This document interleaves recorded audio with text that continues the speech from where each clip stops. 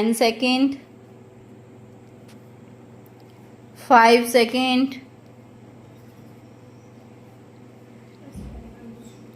Start. It is regrettable that we so often hear it said that young people get themselves into situations of trouble and difficulty simply because they do not know how to spend their time usefully and happily. This is a very poor state of things when we consider for a moment how many useful and pleasurable things there are for us to do today. There are many happy ways of passing the time both at home and out of doors. There are things we can do to help ourselves, and equally important or even more important, there are many things we can do to help others. Stranger. When I was growing up, there was no TV, but we had a radio set, and of course we had records. These were the old kind of record, now known as 78, and one side of a record played for about 2.5 minutes. My mother liked all of the family to be at home on Sunday evenings. She did not like us to go out, but we were free to ask to the house any of our friends. The number of young people who sat down at table for the evening meal was sometimes 20 and was always more than 12, so we were a large and happy party. It became our custom when the meal was at the end to continue to sit round the table for an hour or two while records were played. The machine was not of the electric save you trouble kind that we now use, but had a motor that required attention at the end of each side of a record, and of course it played only one record at a time. This meant that one of our number had to take on the responsibility of keeping the machine going and putting on the records. My father used to bring home a new record most weekend, so that we had a good many. People used to call out for a record they desired to hear, and no one seemed to want a talk while the record was playing, as is done so often now.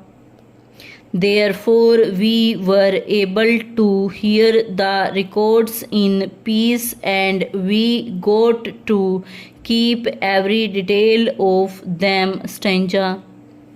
We all loved this hour or two of record playing very much, and I know that it lives in the memories of all who were present on those evenings. We had a very good time at a very little cost, and no one had the smallest desire to go out and make life difficult for some other person. On the Saturday evenings, we generally had a party also, but they were much more free and easy and were certainly not planned with the idea of having a peaceful time. We always asked the people next door to come to the parties so that they would not be upset by the sounds that without doubt issued from our house. What a good time we used to have! And it was a good time in which the whole family and any of their friends who wished to play a part.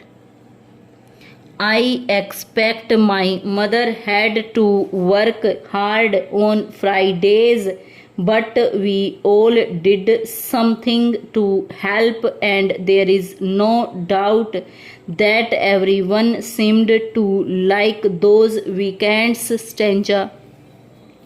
Then came Monday morning, and I am sure that no one got out of bed a moment sooner than was really necessary, particularly when it was cold. A week of hard work was before us. Day school and homework, office and evening school took up our time, and there was almost no time at all for play. Life was serious and we really worked hard.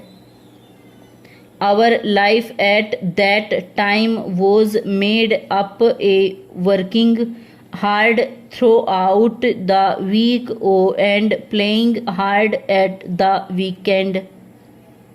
And it was a good enough way of growing up. Never for one moment did any of us ask ourselves what on earth we could do next. There was always something waiting to be done, even if it was only ironing a dress or making a new one. Stanza. I grew up with the radio but no TV, the motor car but few plans. My mother grew up without TV, the radio car, moving picture or the motor car. Plan walked long distances in her days, but those who had enough money could keep horses. People had to make their own pleasures because very few ready-made pleasures existed. Stanza. What we can be quite sure of is that in my mother's day, young people did not take up wrongdoing as a way of passing the time because they could not think of anything good worth doing. Wrongdoing was at that time thought of in connection with people living in very poor or bad conditions and without much hope in life. Living conditions are better today and endless opportunities for a happy and successful life present themselves to young people who are willing to be good and to work hard.